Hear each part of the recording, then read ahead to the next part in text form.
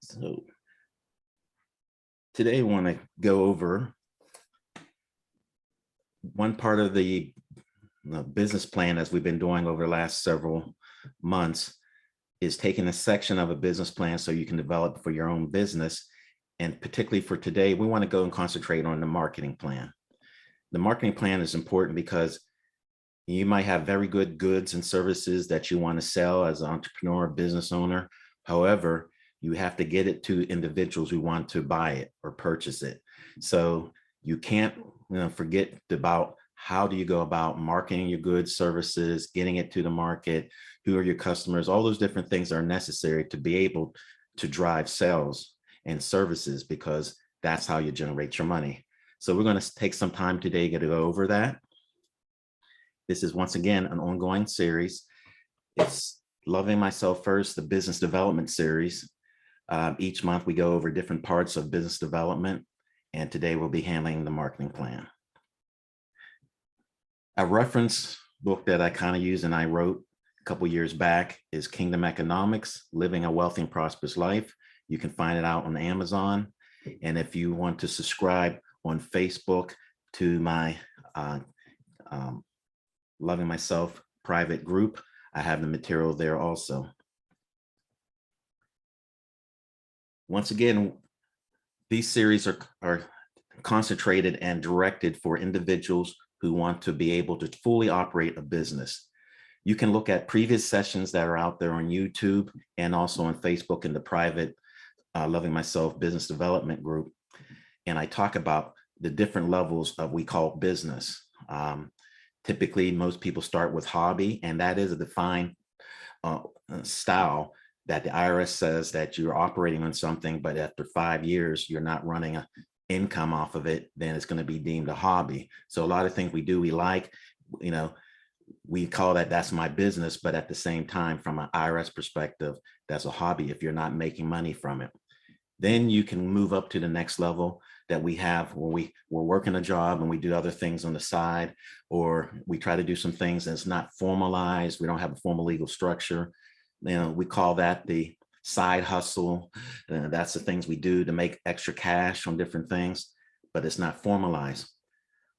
Well, to formalize it, you have to get into legal structure, file taxes, and set it up that way, keep records. So what I talk to and what these series is for actually business owners, and that's the true business owners who are actually formalizing, setting up LLCs, sole proprietorships, partnerships, corporations, so that you know which legal structure, the business aspect, and what you can do to operate it so you can file for loans, grants, and things are necessary to continue to grow your business. So that's what this series is designed for.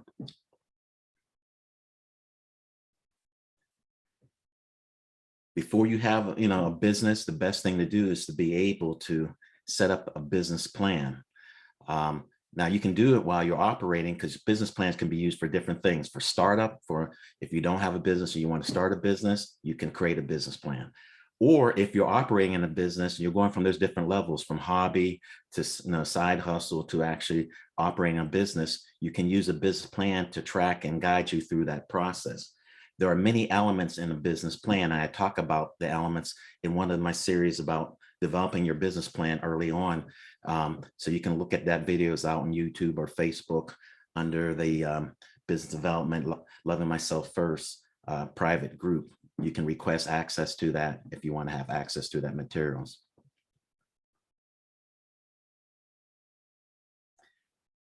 There are 7 main elements or things that are contained within the business plan: the executive summary, company services, your actual service and product you're going to be delivering, market analysis summary, strategic and strategy and implementation, management summary, and financial plan.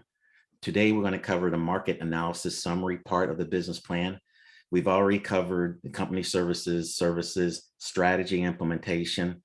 And so we're going to concentrate on the market analysis. And just as a hint for next month's session, because these sessions are the second Saturday of each month from 10 to 11 Eastern Standard Time. We'll be going over next month, starting to look at the financial plan, developing a budget, a pro forma. And then after that, how do you analyze the financial statements so you understand as a business owner, what does it mean? And then we can go on and finish up with, can we hire the right people? How do you go about hiring right people if you want to grow your business? That would be the last session that we'll talk about in December. And as we go through these next couple months, if there's items and topics for next year that you want me to be able to concentrate on as we continue the series, you can DM me through Instagram, the Visions 2020, or through Facebook and my Visions 2020 LLC Facebook page, or even if you're in a group, you can be able to send me a message so that we can start compiling those things so it could be profitable for you as you take the time out. As business owners, I understand how much is a sacrifice to be able to take a weekend to go forth to learn some of these things, but it's important because as a business owner, one thing you learn as we go through these series, you're a business owner 24/7. And so, as you go through, it's no such thing as time off. There's always times of advertising, marketing, developing, selling, all those different things, and then trying to grow it. So I'm here to help you grow your business. And so I want to make sure that I'm talking on topics that are applicable to what you want to hear. So don't take some time and then DM me on Instagram, YouTube, in the comments as I broadcast this live. You can put any topics in there, and also on Facebook, my Visions 2020 LLC page, or the private group that you can request access into, Loving Myself First Business Development. So as we concentrate on market analysis, you'll be able to learn some of the aspects of what are some of the things you need to have to understand from a market perspective to grow your business. In marketing, if you go to school and you talk about in business class, they talk about a lot of the P's of marketing: product, price, positioning, promotion, package, and profit. So those are basically the things that you want to get out of the outcomes of marketing. You don't want to market and advertise and then develop just to be at the same place, but you want to be able to make money, set a price so that your price is at maximum what you can do, so you can maximize that for what you want to do and work much more effectively and smarter. So we're going to talk about some of these elements. We're not going to be able to get into the fullness of them, but this is, as the series go, these are elements that you can kind of look at. I'll give you resources and tools that you can work on over the next month before we get to the next topic. And then you can always ask me questions if you're part of the private group, and I will respond to it accordingly. So let's get at it now. Elements of a marketing plan. Now, there are several different elements, and as you have a large business plan, the marketing plan is a mini plan within that business plan, because once again, as you create your products and services, if you can't get it to customers and clients, you're not going to be able to make money. So you have to really take some time to think and strategically focus on how do you get your products to the customers you want. So here's some of the basic elements of a marketing plan. Executive summary. That basically summarizes the next sections within your marketing plan in a concise 1 to 1.5 pages, so that if someone wants to look at it quick, it's kind of like Cliff Notes, just like a business plan as executive summary. They can look at it real quick to get an understanding of what you're really talking about. And if they want to go into more detail, they can go into individual sections. The marketing plan is no different. You want to have an executive summary about how you're going to get your products to the market and clients. And that's usually the last section that you do, because you got to lay it out from the detail, and then the executive summary puts a nice bow and tie to it. We'll start with some of the specifics. And this is something that we've seen a lot of business I see fail in it. And that's why they get into competition and not realize what makes them different as they go out and try to sell their products or their services. Who is your target customer? And that is very important to have to understand. We can't be all things to all people. So who are you attempting to provide services or products to? And in essence, when you develop a marketing plan, you should be able to come up with a customer profile. That's applicable for for-profit and also nonprofits. When I was in nonprofit and we were looking at, one of your big stakeholders are donors, because you want them to contribute to your organization and to the cause and mission that you're, providing service for. But when I worked with a marketing consultant, one of the things they helped me to be able to see is who are the people that are already donating to you, so that you can be able to meet those needs, because obviously you already have a hot market with them. And if you want to expand upon them, you got to know what they like, what's attracting them, so that you can be able to provide that service or that mission or that story that enables them to continue to expand. And so when it was all said and done, when I had engaged this marketing firm, I actually had a donor profile of the person based upon the data that they researched who was giving to the organization. And it came out and it was so specific. It was, white, female, of an age of about 40 or so, which is interesting because it makes sense, because basically they're saying professional women or women who are at home with children were the ones that were attracted to the mission that I was providing. And that's important. So that allows for you to concentrate your efforts into that particular area. So each organization has that, and the same with the company. If you're going to be providing a product and service, you got to make sure that you know who you're selling to. And that's something that's important. Then let's go to unique selling proposition. This is the why. Why you versus the another company or person. For instance, and this is crucial about understanding your target customers. What makes you different than anyone else that's doing the same thing? And I give an example here of FedEx. When FedEx is competing with DHL and UPS and other type of delivery companies, one of the things that they kind of do that's part of the tagline, which is their unique selling proposition, and that's something we'll talk about, is taglines are great for marketing and branding. So the tagline of FedEx absolutely, is basically saying this is why we're different, when it absolutely positively has to be there overnight. So basically they have an infrastructure set up that if you purchase to get a product to another person or a customer by a certain time, they can guarantee that what makes them different than other type of other transportation type companies that might be delivering that. So take the time, if you're trying to be able to sell to customers and all that, and you have a market that has other people that do that similar things, what makes you different to be able to draw on that segment? Another element is pricing and positioning strategy. This is important because, when you want to set a price, you want to set the maximum price you can get without having it be too low or too high. And so the only way you kind of really know that is what the market bears, especially in a capitalistic economy.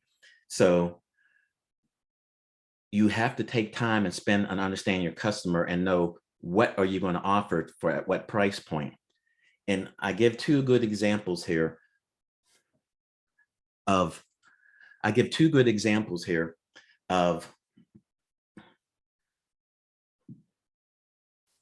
different pricing and positioning strategies over the same product. Let's look at, stores.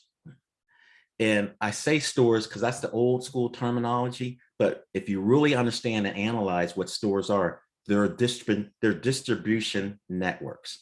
They're a place where a customer comes to get what they want. And you got to see it basically like that.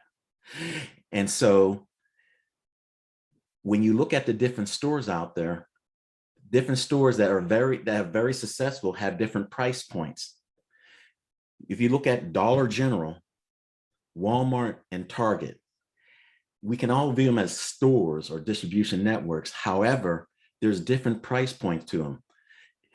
Dollar General has a price point positioning that when someone pops up in there and goes into their particular establishment, they expect them to spend a certain amount of dollars, like $75, they expect someone to come in when they go to Dollar General. So their pricing of different products are at that level. They're not expecting someone to come in and spend $500 at Dollar General. So they don't have the products of that type. So the products they have are for someone that's going to spend around $7,500. So you have to understand that. Now, when you go up to Walmart, Walmart's pricing position is they're looking at people spending $150 or so, $175.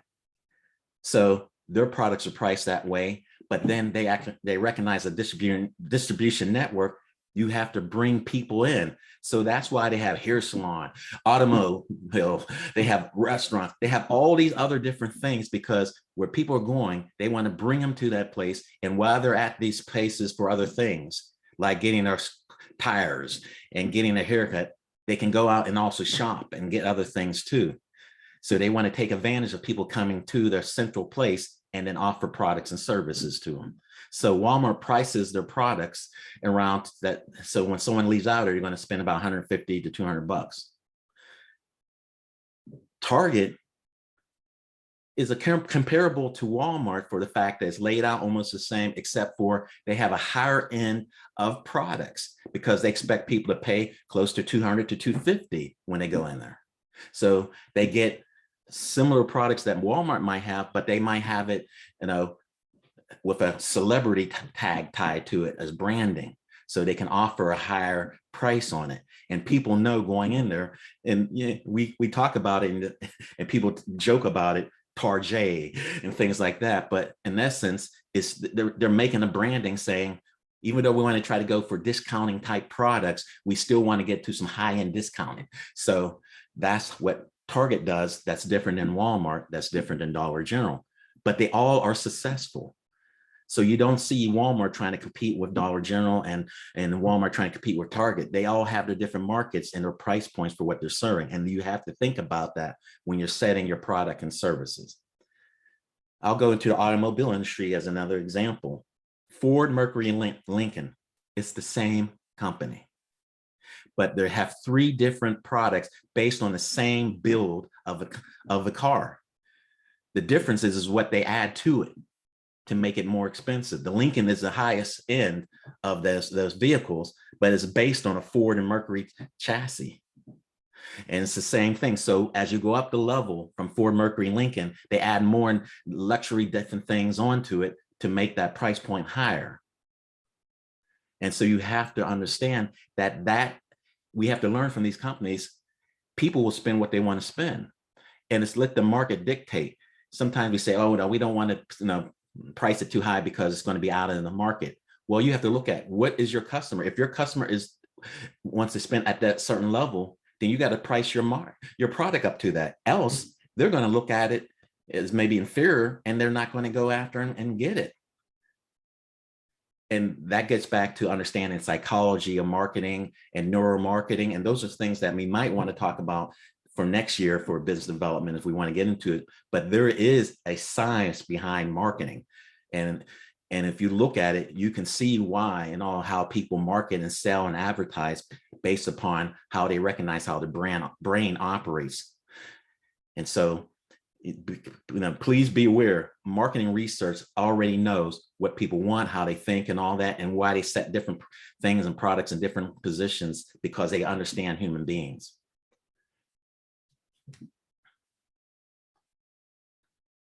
The next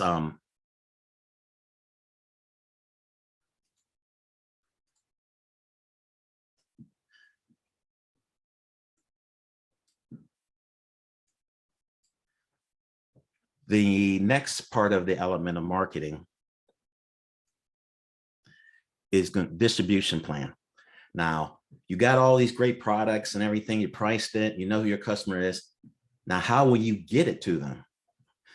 Are you talking about, are you going to do it through a store or physical building, a physical store?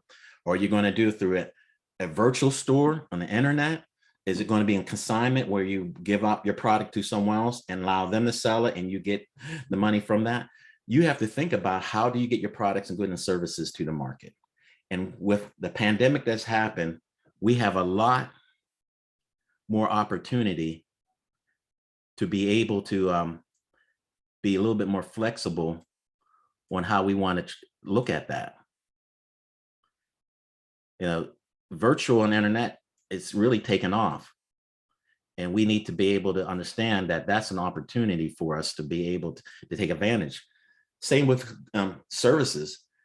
You know, a lot of service industry now is allowing for remote learning and working and things like that. So, you know, not necessarily having to invest in a lot of overhead and building utilities and all those costs and renting from place is a plus if you look at it, but you want to make sure you think about then how do I go about through transportation? I'm going to use UPS, FedEx, or any other type. If a customer makes a sale, how do I go about setting up, you know, meetings with folks and things like that? That's where investing into virtual meetings like Zoom or Teams or something like that is a great opportunity, because it allows you to have virtual trainings and seminars or classrooms or meetings and those things.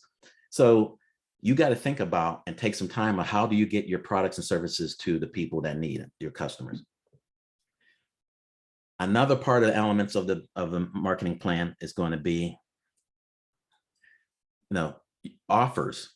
How are you going to be able to spur sales or services, discount sales, promotions, free initial consultations, those things you see and hear out, those are ways are called offers. Those are ways that you're able to allow people to sample, you know, your market, your services, your products.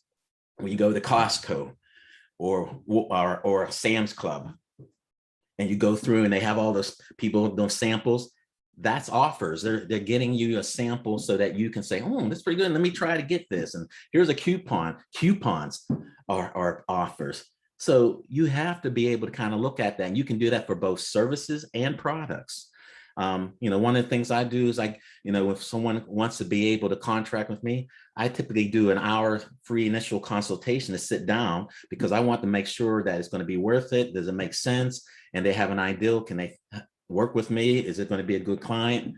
So that's an opportunity as an offer to individuals so that they can feel comfortable about going further. So those are things that you want to be able to look at and make sure you have that already built in through your process to spur sales. Marketing materials, that is going to be crucial, because, you know, if you get into doing proposals, trying to go out and get new clients or customers, you know, people want business cards, even still, promotional flyers of your business. And then you have to even look at it a dual. This is why you have to understand what's your distribution plan and strategy. You have to have physical plan and then also a virtual plan. So, you know, letterhead. Now, do I have things that I put out for Instagram or Facebook on advertisements and promotions? So you have to have a dual, because right now, you know, it's split between who customers. There's customers and clients that like the old fashioned way. And then there's others, as younger ones coming up, that like the more virtual type of way. And so you have to be able to understand your marketing materials have to be both for website, brochures, business cards, sales lists, print materials, things like those different things. You got to look at it from that perspective, both. And then that takes us into promotion strategy. Once you have your marketing materials down, how are you going to go about and utilize them? Print, radio, seminars, online shows, things like that. You know, cups, shirts, logos, all those different things.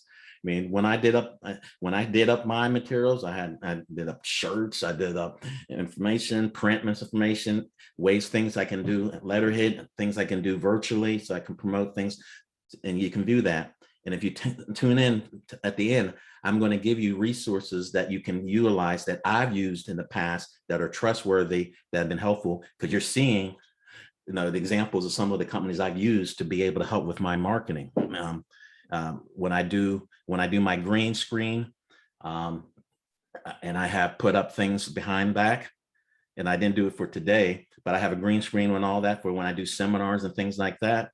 where I have promotional materials that can go back on there, and so that branding is a very inclusive. I didn't think about all that, and as you get into it and start people asking about it.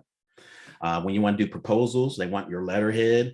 I have a website out there that's tied, and in addition, it's not as active as I wanted it to be, but I have it out there because unfortunately, old school folks look at websites for validation.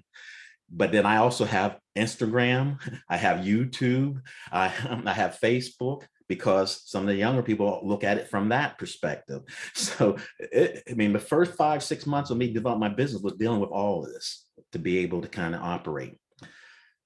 And be honest, when you look at it, me doing these business seminars, network seminars, this is a promotion strategy. You get to see what I talk about. I have my information out there. All I ask, and these seminars are free. If you go into my private group, ask to join, you can join. I put the videos out there and also on YouTube. And all I ask is that you subscribe, because it helps get my subscriber base up so that I can be able to have a better promotion, get to a point where I can actually have paid promotions if I want to do that. I've earned that with Facebook, and I'm working with that now with YouTube to be able to do it, so that when I want to do a big business, Loving Myself business development seminar virtual, I'll be able to have paid subscriptions for that aspect. So you have to look at it from a wide perspective. And that's where I break down then the online marketing strategy. So not only you have promotion strategy, that's typically the physical type of thing, but you have to also look at online marketing. How do you do it for a website, social media, all those different things you have to have a presence on, because that's just how people operate. Yes, Roberta. I was going to say with the green screen, because I just got one yesterday and I'm still having problems with it. But with the green screen, what I have found is going to be beneficial for me is that whatever Zoom that I'm in, like every Friday night, I have a group of people, we do a 50 over 50 and we listen to music all night. But because my target audience is the older adult population, having the green screen up with my business name and contact information on it, then people will know. Even though they're not local, it's still getting the word out about your business, and you still may make a contact in another state or something. And as long as you have all the credentials to provide that service in that state, you can go ahead on and do that thing. Exactly. Or even like in professional, everything except for interview, because God knows I've been doing some interviews lately. Every meeting you have, even in my cohort, and it's a national cohort and everybody's learning the same thing, there are people who come in and they have their business advertised behind them, because what they want you to know is that they're serious about their product 24/7, 365. And even to the point, I was in the little 50 over 50 thing last night listening to music, but I got a message from a judge who I want to serve on my executive board after 10 o'clock. Well, after 10 o'clock, guess what? I'm responding to that message, because if the judge is up, I'm up, and I need you to know about my business and why I need you on my board. So once again, your marketing is 24/7, your advertising is 24/7. You have to keep this thing flowing and understand you don't know when your clients are going to contact you. You said a very good point. And that's why I said business owners, this is why I made the distinction between hobby, side hustle, and business. Business is 24/7. I mean, you're working this hours upon hours and things like that. I have clients I have to go to, might have to do 10 hours, but then have to come and do this and prepare for the session and advertise for this session and actually prepare for it and do. So it is 24/7. And that's why you have to know. And that's why I always try to push that if you haven't read or gone through my Loving Myself First personal development series, I say go for that, because if you become a better person, then you're going to be a better business owner. There's not separate, because I was taught they were separate for years. And then I realized you are who you are. And so understand how you build yourself up through attitude, behavior, emotional intelligence, all those different things, so you can strengthen fitness, nutrition, all those things that make you better, mental health, so that you can make yourself a better person. So you recognize that you're going to be with yourself 24/7, and your business is going to be 24/7. So get settled in that. So there's some resources that I have out there and some videos on the YouTube and also on Facebook that deals with personal development. And just to talk to a point about, you never know how promotions work. I shared on the advertisement for this session on Instagram that, and I attended a racing, did a racing thing. Ernestine and I went down for racing to Tennessee to visit my parents. And while we're down there, that's usually we go through there as a bonding thing with my brother and his brother-in-law and things like that. And so we did that. And my father there, he likes to see those racing things. And as we were watching those things, I attended and we had a good time. But the big sponsor of the Indy race for this year is Big Machine, Music City, Big Machine. They're a big promoter of acts like that. They used to be able to promote Taylor Swift, but there was a big fallout from that. But they're a big time concert promotion and a producer. So they're sponsors of an Indy series for this year. And so it's amazing. They sponsor that, but they get their acts to perform at each of these events. So it's a win-win for them. Yep. But they were offering a campaign on Instagram where they said, okay, for three winners, we're going to give you license to sign posters of different, radios of auto racers and things like that, because we're trying to promote this event for next year, so send us some pictures, of it, of you attending an event and all that. See, that's a promotion. Yep. Okay. But what happened is, so I participated because I love Indy and racing. So I went in with Instagram and put the pictures that we had and all that. And I was one of the ones that won. Won it. So I was like, oh, okay. But what I noticed, but I got also my opportunity to advertise because I did it through Visions, not Fred Massey. I did it through Visions. Right. And when I liked it through Visions and promoted through Visions, it got noticed by Big Machine, Music City, and a lot of other indie folks.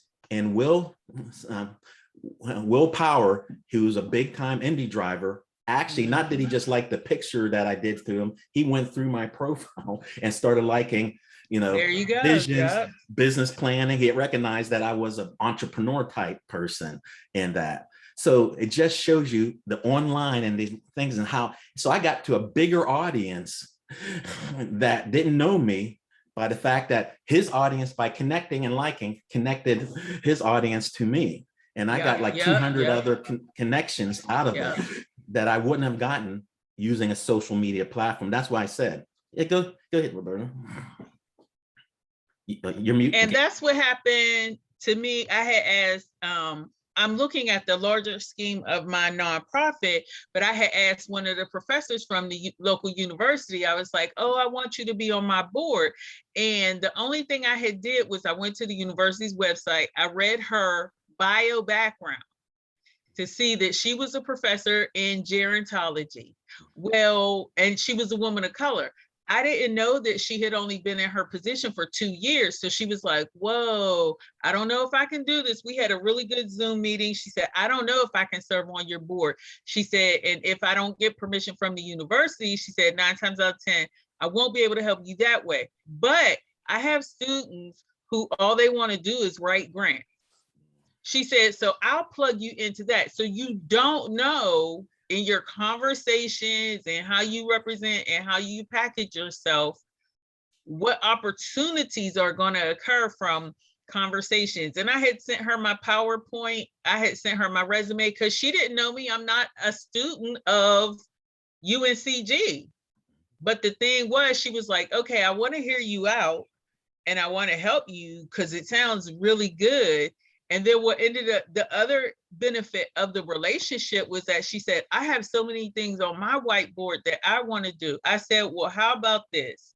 I'll hold you accountable for clearing off your whiteboard and getting your goals done if you help me address my situation. And she was so emotionally overcome. She was like, that was the tie. That was the investment. So you don't know, a picture, a word of encouragement, whatever.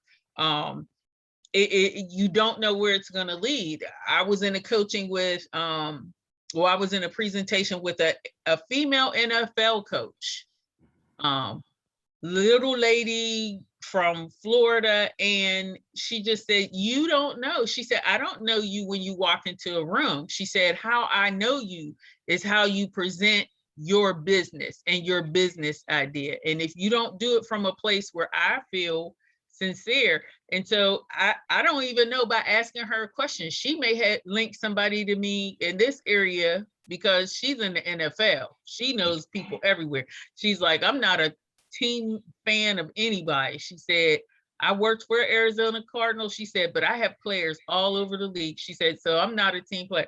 But if she knows someone from this area, she may say, hey, you may want to look out and make an investment if this lady reaches out.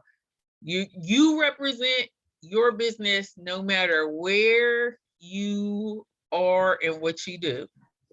That is about why you have to be present and have a strong marketing plan and recognize the investment in it.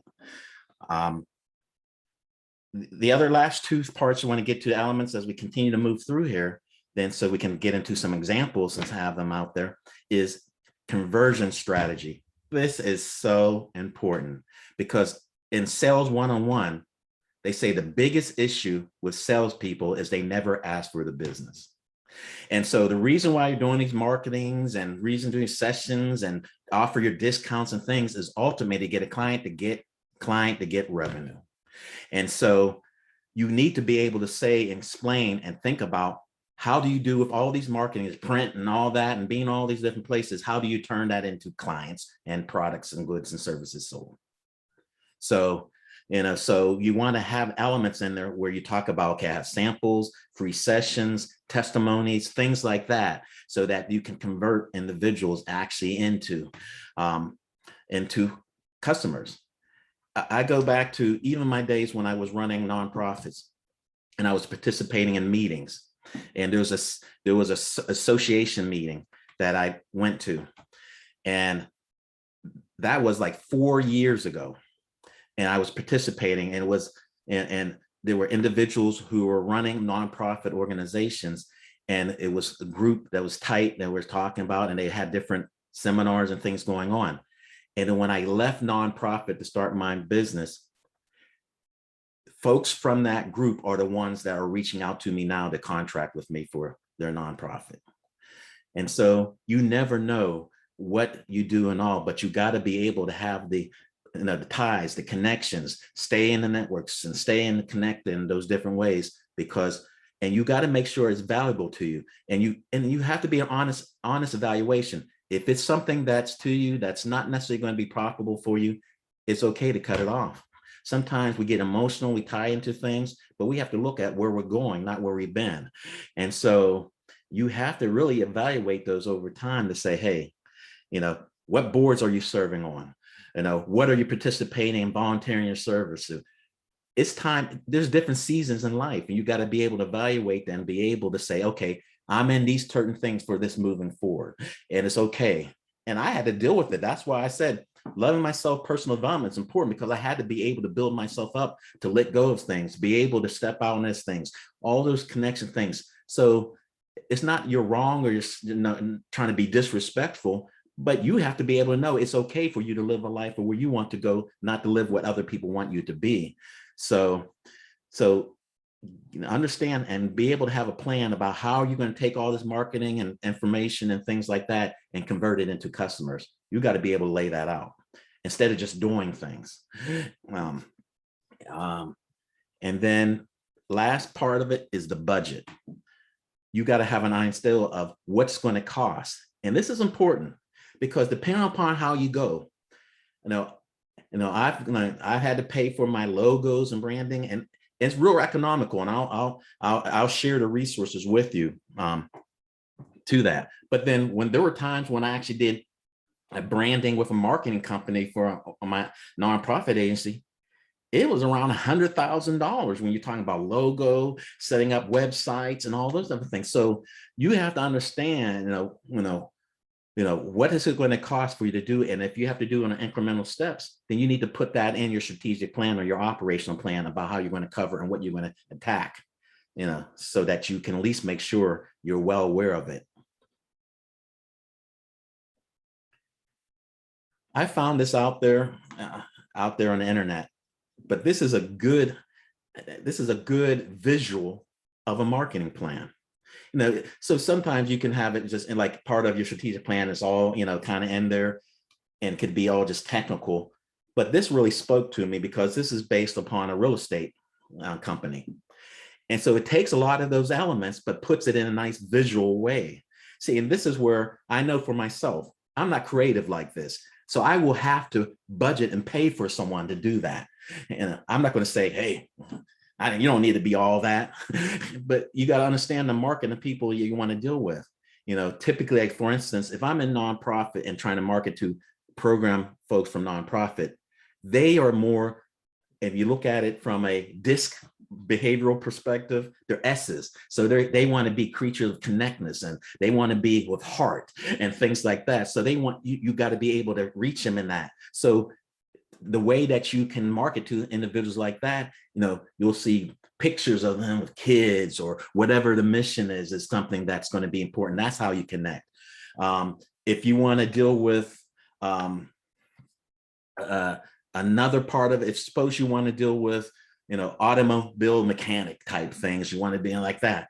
Well, you want to deal with gearheads, so drag racing, race cars, see all these different parts, stars. Those are the ways of presenting in that way. So that's why I said you have to understand your customer that you're trying to market to and sell your products to.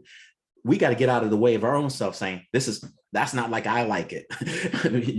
You need to understand who you're dealing with and understand that customer profile. That's why I said that's one of the most important elements is who is your customer, and see it from that perspective, because that's what you want to attract. So when I look at this is something that's interesting because it talks about, okay, this is a marketing plan for a real estate type.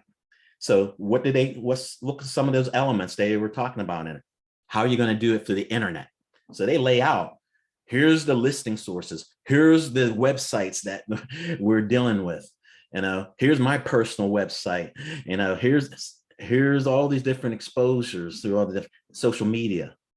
So even though this is real estate, can you put your own particular business into that type? Like, okay, in the internet, how we're going to go about dealing with certain clients, who's my clients and where they're at. I was working with a client this week, and today, besides 9/11 memorial celebrations that are going on and remembrances, also the month of September is National Recovery Month for those who are recovering from drug and alcohol addiction. So there's a lot of events going on in Allegheny County and Pittsburgh, where I reside. They're hosting a recovery day, their recovery walk. It started at 9:00 and finishes at 1, and they meet and they walk down, and it's an awareness campaign for individuals. Well, if anyone hasn't attended that, every provider that provides drug and alcohol services is there. Family members bring their family members in recovery. You have speakers and testimonials of people from celebrities, politicians, news people who are in recovery that talk about their struggles and what they've been through. So it's a good environment of exposure.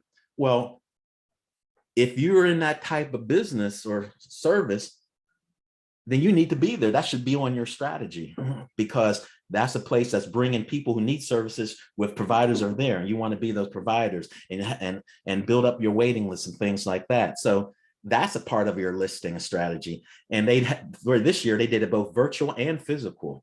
So you can have that place and all that. Need to have, do you have a website? That's something. And I tell people, younger people don't give too much credence to websites, but older people do kind of look at websites because it's established credibility. So, I have a website, that was economical, that I was able to set up. But in addition, I have Facebook presence, Twitter, YouTube presence also. For my company, I have a personal, but I have a specific for company. I have Visions 2020 LLC. So if you look at that, you can search that under YouTube and that will come up. You can search that under Facebook and that come up. That's important to make that distinction because you want to be able to promote your business. Then you got international exposures too. That's the reason why I start doing live with YouTube and then uploading Facebook, because there's people and friends I have that are in Africa, that when I went over there and did sessions that are part of my group and things like that. So you want to make sure you have exposure, and that's when you become cognizant of different things. So you'll hear me like when I say it's from Saturdays from 10 to 11 a.m. Eastern time, because I had to recognize there's people that might be in California, there might people be in Kenya that might be wanting to watch, so they recognize they want to tune in on a live. So that becomes worldwide, international perspective, if you want to. So look at that as that applies to your business. Then they have some of the things as far, okay, marketing. How are you going to market? So to realtors, they recognize realtors are the key customers because they bring in people wanting to purchase property. So how are you going to, so they have what their marketing plan is to realtors, flyers, showing agents where they actually, I love home shows like HGTV, but if you know all the different ones, there's times they open up to the public, but before they open up to the public, they typically open up to realtors also, because realtors are going to bring their clients. So they might have a showing first to realtors to spur up interest, and then they'll open house to the public. So what do you do for your business and services and things like that? That's applicable to you. How do you go about and offering that out? So that's what it means. You have to understand who are your true stakeholders. Who are the ones. Like for instance, if you're looking at drug and alcohol for clients, who are your true clients? Is it them, or is it the loved ones of the family members that are going through that don't know what to do?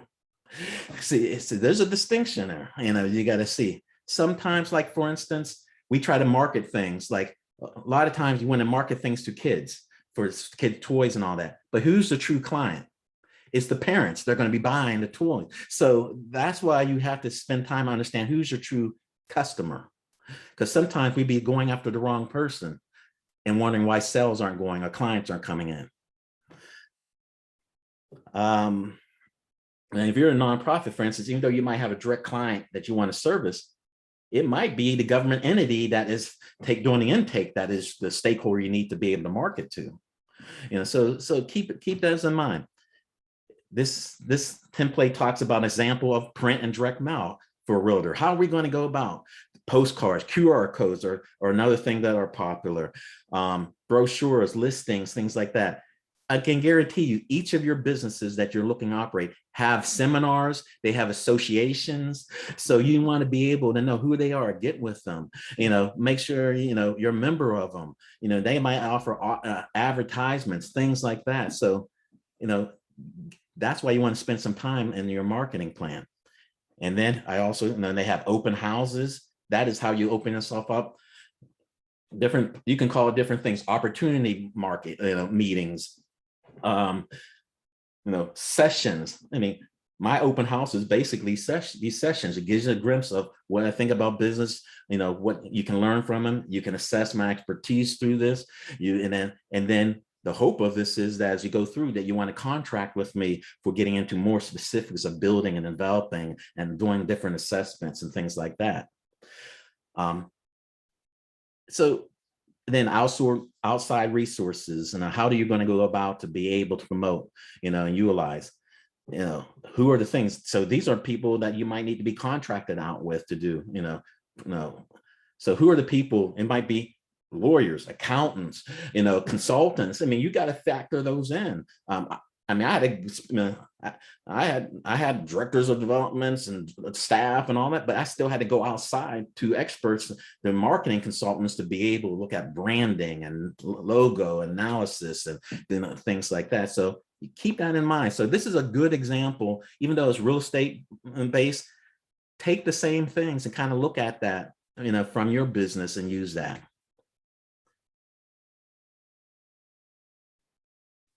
I want to give some time here. Okay. We want to take some time to develop your own kind of like outline of your marketing plan. If we go back to these elements, can you take up, kind of jot out some time? And I'm going to give you about 5 minutes to just go in and just jot out some things that can set up as an outline so that you can work on it over the next month or so for your own business plan.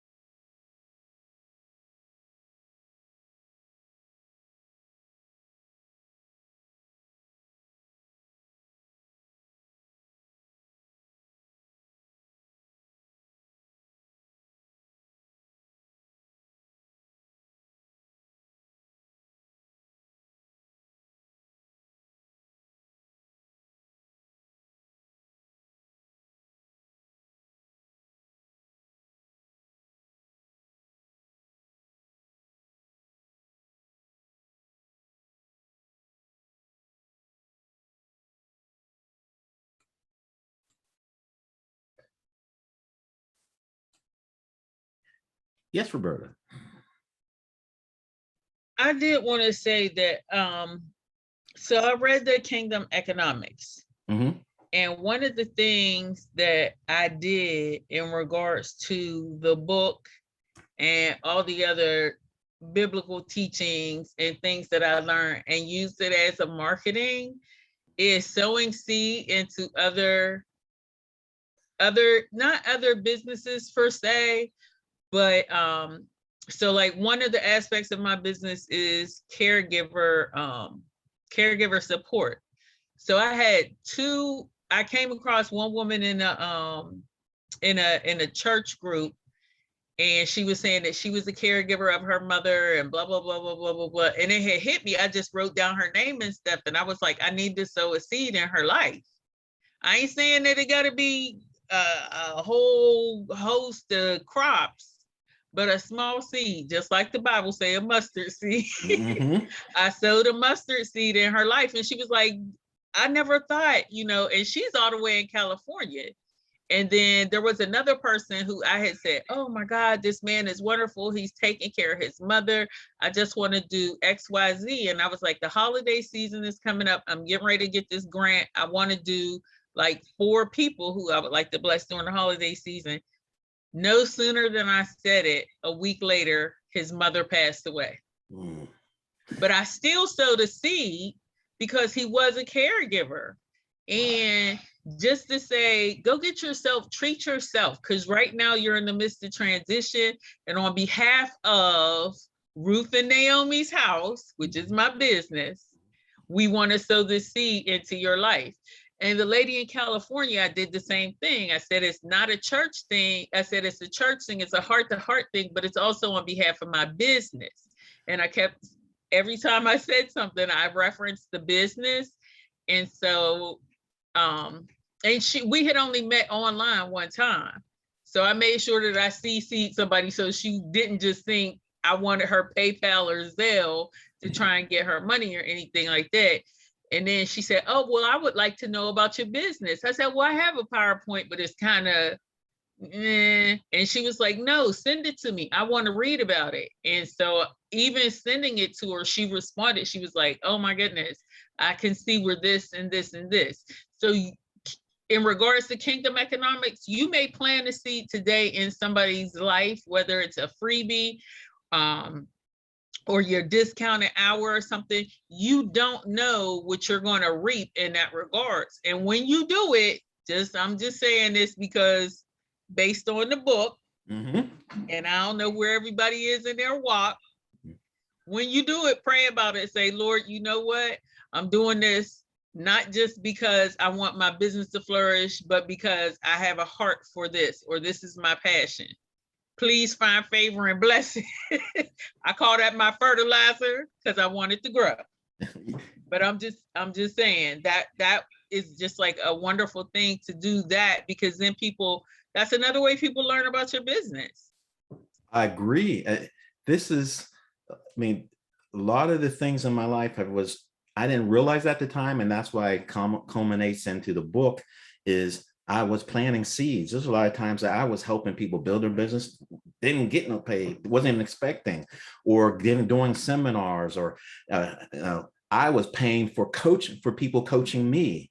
That book came out of me paying someone to coach them. And at that aspect, I got access to Kenya, a group of folks, and the group of folks from back in 2011 are friends to me today, and we're working and going to be going out, spend some time with them later on at the end of this month. And that's what's from Africa. I stayed with them in Germany, and here, when they were there, and we helped do ministry together and these different things. And now they're building a nonprofit out of a homeless ministry that they have. And they go back and forth to Africa each year and things like that, and missions work. So like I said, you just don't know. This is why I like the Kingdom Economics is, and then when you look at it from a spiritual perspective, we're all here meant to do something. And you're not going to find peace just doing anything you want to do. That's why people jump from places, relationships. But when you get into that proper place of purpose, then you can be at peace, even though things might go hot, crazy. And then you can see the world open up to you for what you really want to do. So I applaud you in that aspect. It is true, planting seeds is an important thing. In a business perspective, that's called just joint partnerships, type of things. I know for several, like when I was auditing, there was cable companies when they were starting off. This was like 25, 30 years ago. They would sell ads, and sometimes they could get money for them, but then they might just do what they call trades. Hey, if you want some ad space on here, you want to advertise your business, okay, fine, let's do that, and let's get back and forth. A lot of other businesses do it. Hairstylists do that a lot of times. Okay, you have a business, I'll do your hair, but then advertise me and out there on Instagram or like on this or do that, or people who doing public relations and things like that. That's that quid pro quo type of thing that's happening. That's the planting of seeds and opportunities of things going. So it doesn't always have to be money. See, United States, we are with our economy so into money, but understand money is just a means of exchange. You have goods and services and wealth beyond that you can offer. So if there might be something that might cost $20,000 for marketing services, but you might have a product that marketing company or person that's another entrepreneur might be able to utilize that would have to pay out anyway. You could do a trade with that and be able to get that, type of thing for. So, think about those ways, because that's the one thing I didn't list here, but that is something you should be able to think about is what are some branding, joint partnership, trade type things as a way of approach to be able to have some access there.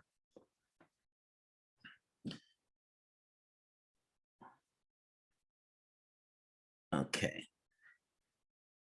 Here's what I said before. I was going to show you some of the marketing resources out there that I've used. And I have they have a website, and they also have Facebook and Instagram presence. So I have them out there. Brown Bomber Designs, young and a great designer. He's the one that designed my shirts and my logo. Very reasonable. I definitely recommend. He does a lot. Great. And when I thought to him, so I said, Visions 2020. That's what I want. Visions 2020. And I said, I see, because anyone knows my tagline. I talk about that a lot. And I said, I'm taking you from dreams to visions, because a lot of people have dreams, but your dreams you can't get accomplished. You got to have visions because you have to set a plan. So I want to take you from dreams to visions. So if you have a business that you want to really grow and start, work with me, and I can make it happen with you and work with you. So he's one that designed my own marketing time, my shirts, my symbol, the things that you see on my website and my Facebook page, Instagram, and those things. I have different, I have almost 20 different ones and styles, black and white colors, different things. And I use those for my shirts and logos, my letterhead, things like that, print materials. I mean, very good designer, and he does a lot. He's from the Pittsburgh area, but he has a good internet presence. So Brown Bomber Designs, check them out. And then also another person that does well, D Ward Design. Great. Go to the website. I know his wife personally. His wife works for one of my clients. Great, woman of God. He's man of God himself. He's been at it for almost 2-3 years. Left a job and has been doing this. So he's a great designer also, and to be able to do it reasonable. And then when you talk about marketing communications, Bynums. When I was running my nonprofits, I utilized Bynums for almost 18 years. He, Russell and his wife, they helped me personally with understanding television, getting out there on TV programs and things so I could understand. He helped me understand green screen, don't wear certain colors that will blend in, things like those things. Who's the marketing? How do you deal with, like, for instance, the line of services I dealt with, there are times some things could go wrong. So how do you deal with a reporter that's trying to get at you and things like that and all? And so they have a good, strong, long-term marketing company, great Christian folks also. So those are ones I personally use and recommend to anyone that's part of the network.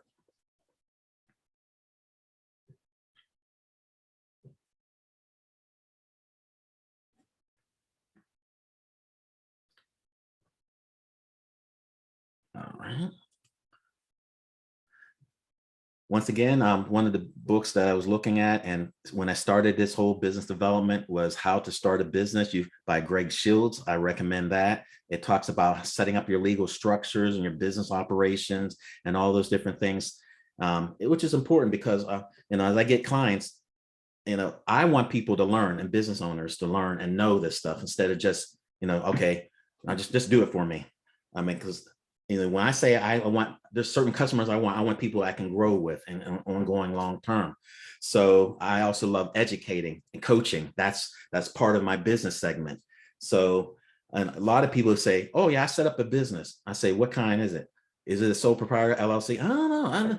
I said, "Why did you set up as an LLC?" I saw a lot of people had that out there. So I want people to understand. And that's why in one of my first sessions on business, I talk about what are the business entities, what makes the difference between legal and tax so that you understand it. And so you can go from sole proprietor up to an LLC or to a corporation.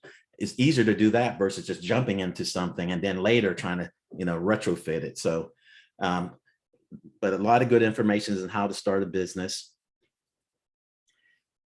And as we end the session, are there any questions from anyone? I have, once again, this is all my access to email contact, Twitter, Instagram, Facebook, YouTube, all those are out there.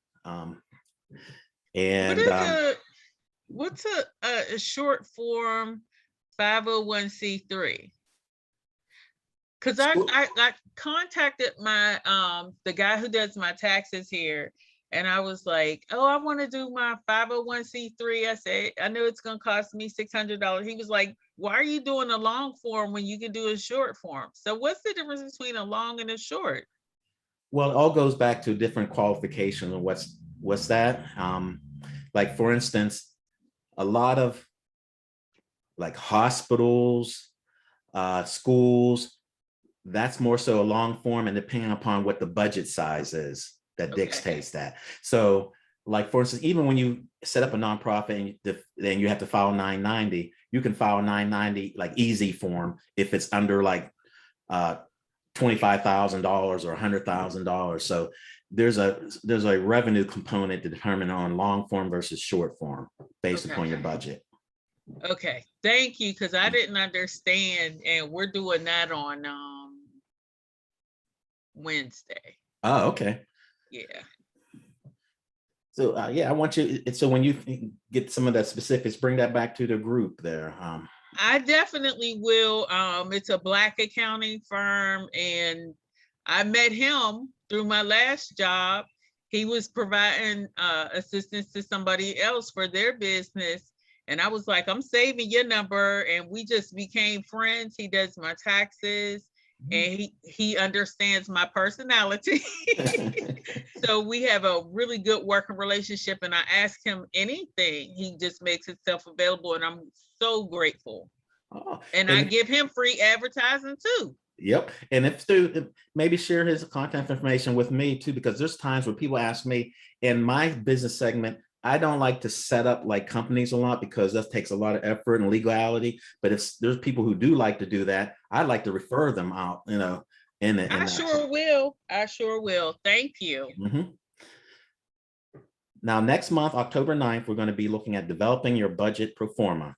And so that talks about like, what a budget looks like, a 5-year budget, 1 year, kind of what elements are those. So we're going to look at that because that's important even going forward, because you always are going to have to be doing budgets, whether you work for your own business or for someone else or things like that, to understand what makes. And if you want to file for companies, especially in nonprofit, they're going to ask for a 5-year pro forma or actual. So we're going to talk about the elements of that. And then in November, we'll talk about what are financial statements and how to read them and understand them, because typically most business owners aren't like business money type people. So, give you a basic understanding of that so that you don't get taken and you also know what to look for. Well, I thank you all for taking the time out and participating.